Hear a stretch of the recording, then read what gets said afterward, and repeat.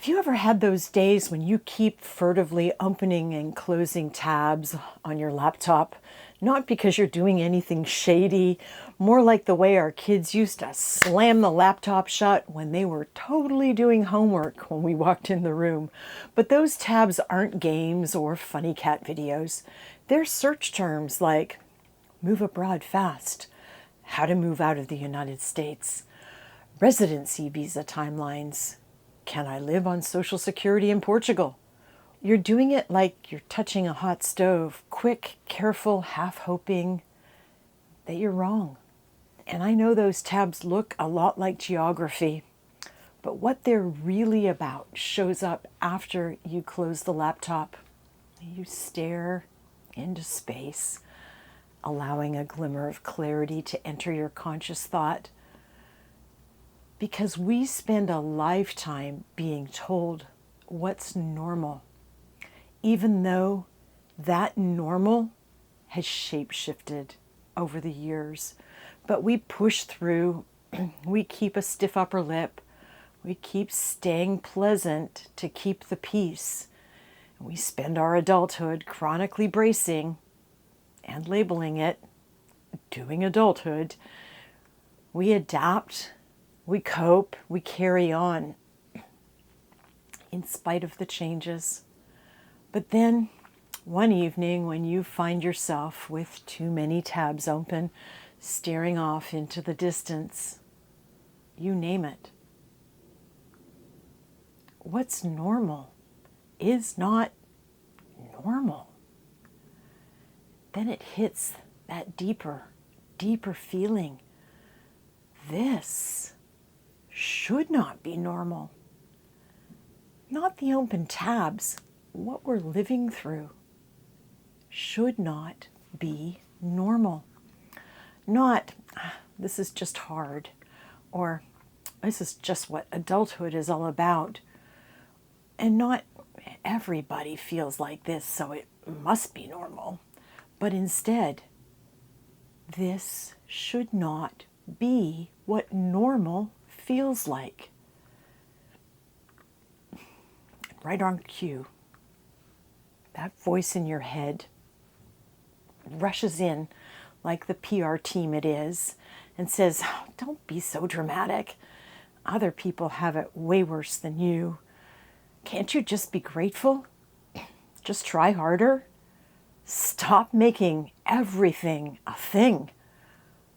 But you know, your nervous system doesn't negotiate like that. It keeps the score. And then another fear hits, this one sharp and practical. If I keep waffling about this, will a door close before I even get a chance to decide?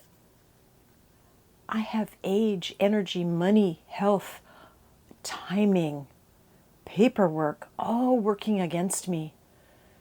And then there's that quiet math we do at 2 a.m. That one thought that can set off your inner committee. You are running out of time. You're too old. You don't have enough money saved. Who do you think you are? Are you being irresponsible? Maybe a little selfish? And right here, this is important. Reinvention starts feeling like danger because reinvention isn't about those subjects on those open tabs. It's not just logistics. It's identity.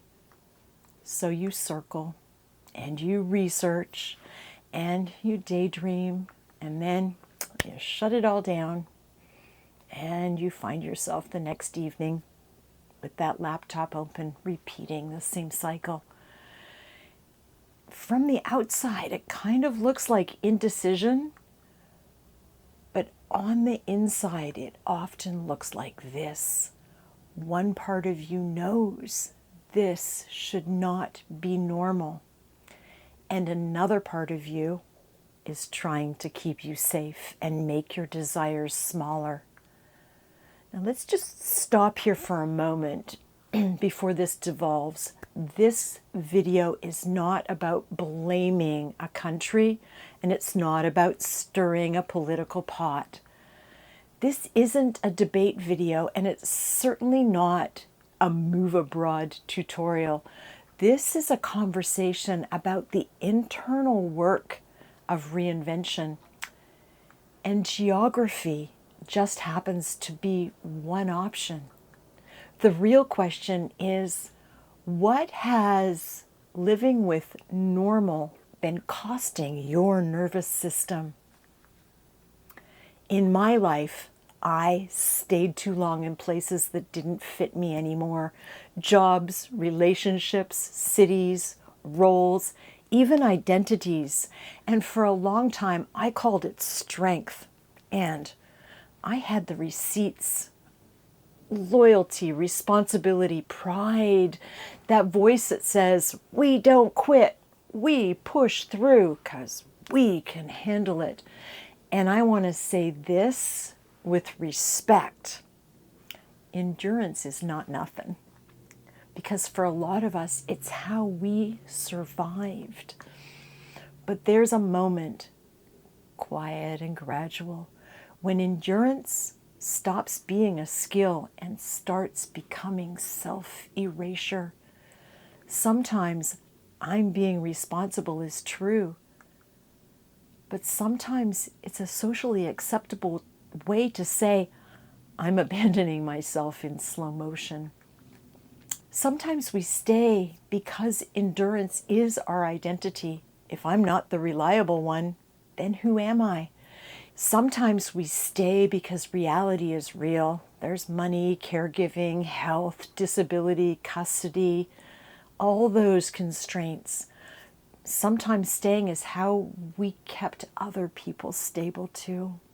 And that cost got paid inside our bodies. Sometimes we stay because leaving people means disappointing people. And we're trained to fear disappointment like it's danger. So here's a question, just an alternative viewpoint that I've been practicing because it cuts through some of that fog. I ask myself, is this endurance or is this erosion? Endurance is when you're doing your duty, but you're not abandoning yourself. Your body can still exhale, can still unclench. You can still come back to yourself. Erosion, on the other hand, comes when duty becomes a disguise for self-abandonment. When the only way to keep going is to get smaller, quieter, easier. There will inevitably be people who watch this video and they cannot leave. Not now, and maybe not ever, because money, health, caregiving, immigration barriers, disability, reality, all those things. If that's you and you're still here watching this, you still belong in this conversation, because, I'm going to repeat this, because reinvention isn't about the geography. This is an inside conversation. So the question becomes, where am I abandoning myself to keep the peace? Where am I calling mere survival normal? Where am I shrinking because it's safer than being seen? And then take one small sovereign step for yourself. I'm learning to live by this. Endurance becomes erosion when the price of staying is leaving yourself. And reinvention begins the moment you stop paying that price. So if you're considering leaving the United States, I see you. And if you can't leave, I see you too. And if you're still in that open tabs, close tabs phase, I see you as well. The question isn't, are you brave enough to blow up your life? It's this: at what point does endurance become erosion. And what is one small act of sovereignty you can make today that interrupts self-abandonment? If you were nodding along and whispering quietly to yourself, yes, you don't owe anyone a comment, but let this be a private prompt. Try asking yourself, where am I calling erosion normal? Where am I starting to notice the cost? And that's really enough.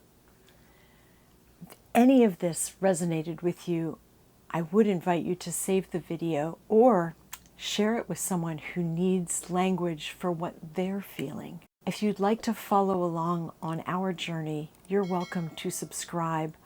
I'll be sharing both the internal journey and the practical unfolding of our move abroad, one regulated step at a time, with Ralph beside me for moral support, co-regulation, and his famous nose boops, although I'm sure he'll insist that he's here just for the cheese. À bientôt, mes amis. À la prochaine fois.